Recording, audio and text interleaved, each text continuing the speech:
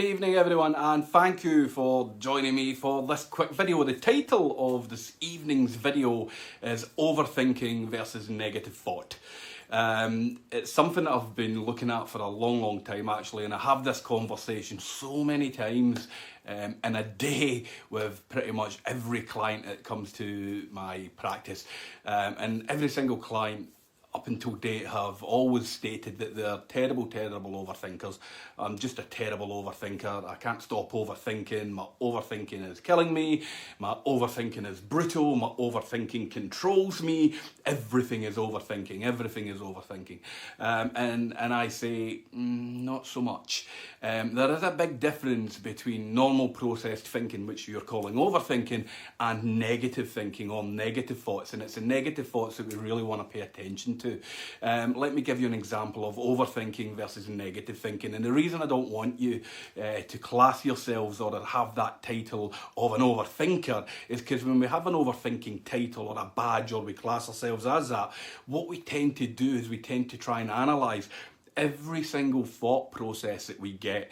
Now, you have literally thousands upon thousands upon thousands of thoughts each and every day. Literally thousands. Now, if you try and tackle every single one of them, or look at every single one of them, or analyse every single one of them, you know, you're going to be done and dried out by 12 o'clock in the afternoon, and you'll just want to go to your bed. So it's not the overthinking that's actually hurting you, in essence, it's the negative thinking. And I want to try and give you an example of what's overthinking and what's negative thinking. And then, you know, I'm going to give you an example of how to challenge that negative thinking and actually stop it dead. Because believe it or not, you can literally stop negative thinking and stop any damaging thought in like a heartbeat. It's really quick actually when we do it. So we'll show you something at the end in order to do that. But first of all, I want to show you the difference between overthinking and negative thinking. Kevin Wiper, good evening my friend, how are you? Yes, living the dream, living the dream. So negative thinking and overthinking, here we go. If I was to ask you, would you like a job and it's in Aberdeen, and whatever it is you're getting paid now, I'll give you an extra 2,000 on top of it, and I'd like you to go and work there for me.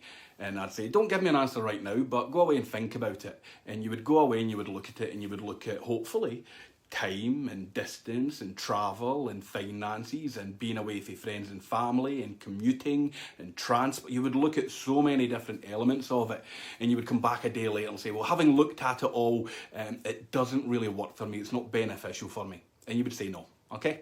And it's the only thing that you thought about for 24 hours. It's the only thing that was on your mind. You looked at absolutely everything, the good, the bad, the in, the it. You looked at everything with it.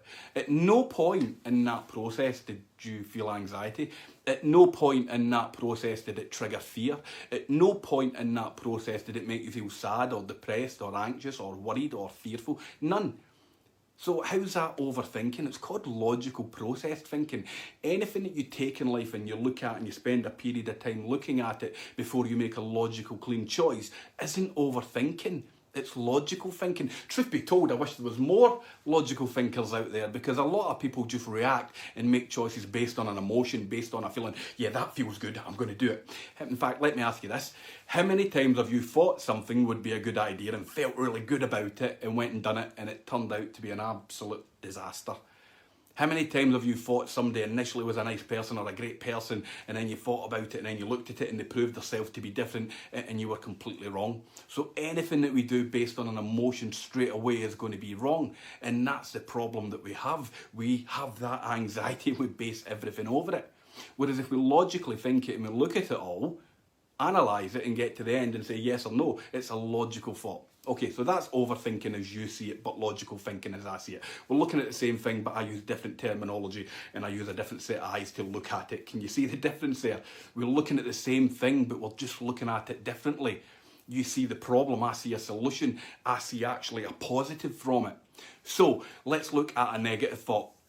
I'm going to go out in public today, and I'm going to go work today, I'm going to go take the kids to nursery today, I'm going to go shopping today, whatever it is, and people are going to look at, oh my God, people are going to look at me. People are going to look at me and they're going to think I'm weird, and they're going to see that I've got anxiety. Here's a newsflash: nobody sees you've got anxiety. I know you think they do, but you really don't. Nobody gets to see through your flesh and your bone, and they get to see your internals. We don't get to see that stomach churning. We don't get to see what's in your head. We can imagine, we can make an assumption, but assumption, the mother of all ups, isn't it? So again, what you're thinking, yes, is real. Every thought you have is real, but it's not reality. It's not factual. But any thought that you get that triggers that feeling, that's a negative thought. It's not overthinking. It's a negative thought. You get it for a second and you feel it straight away. You've not overdone anything on it. You just got it straight away, didn't you? Can you see the difference, hopefully, between overthinking and negative thinking?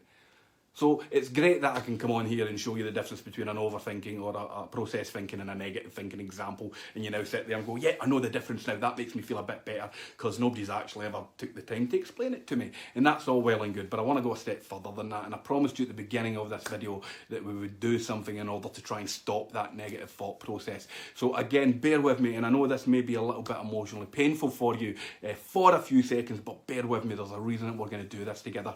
And all I want you to do is I want you to keep in your mind that we're going to get to the end of this together, and you should have a different result by the end of this. I want you to think that you'll never get rid of anxiety for me. I want you to think that you'll never get rid of anxiety for me. And look how it makes you feel. And all I want you to do quickly is close your eyes, and when I count to 3, I want you to scream back at it, shout at it, stop. 1, 2, 3, stop. Now ask it a question. What is the point? What good do you do me? Keep your eyes closed. What is the point? What good do you do me? Demand a bloody answer from that thought. Challenge it as if you're challenging someone that's hurt you. What is the point? What good do you do me? And when you don't get an answer, open your eyes. Now try and look for the exact same thought and the exact same feeling. Oh dear, it's really, really difficult to do, isn't it? It's really difficult to get that negative thought back and the feeling that accompanied it. Why is that? And here's why.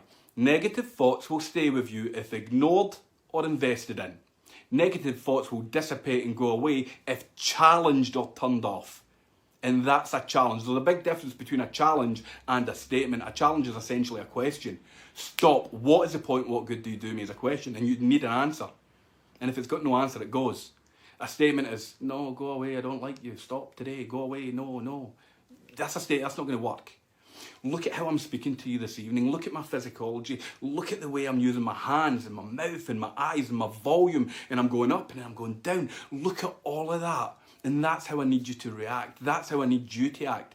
Your negative thoughts will travel approximately 60 miles an hour to you, metaphorically. What I want you to do is I want you to shout, stop, what's the point, what do you do me, at 100 miles an hour. I don't want you to do it 5 miles an hour, because it's not going to work. I want you to give it your all. You've got it in there. You've got that desire. You've got that power to do that for me. And don't do it for me. Do it for your bloody self. Challenge that negative thought. Stop. What is the point? What good do you do me? Really, really challenge it though.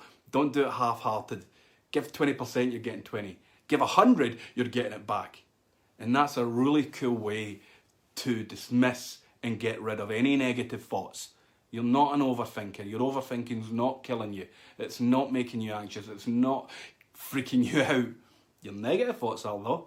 And they're the ones that we should be paying attention to. They're the ones that we should be challenging. I don't know what you're going to do for the rest of your Sunday evening, but please, please, please be bloody kind to yourself. Love always, Kevin.